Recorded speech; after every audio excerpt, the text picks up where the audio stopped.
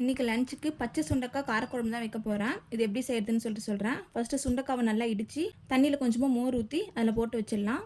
ஒரு எலுமிச்சை பழம் சைஸில் புளி ஊற வச்சுருக்கேன். சின்ன வெங்காயம் ஒரு 25 போல் எடுத்துக்கிட்டேன். ஃபஸ்ட்டு கடாயை வச்சு கடாய் நல்லா சூடானதும் எண்ணெய் ஊற்றி கடுகு, சீரகம், வெந்தயம் போட்டுக்கோங்க. வெங்காயம், கொஞ்சமாக கருவேப்பிலை போட்டு உப்பு, மஞ்சத்தூள் போட்டு கொஞ்சம் நல்லா வதக்கிக்கோங்க.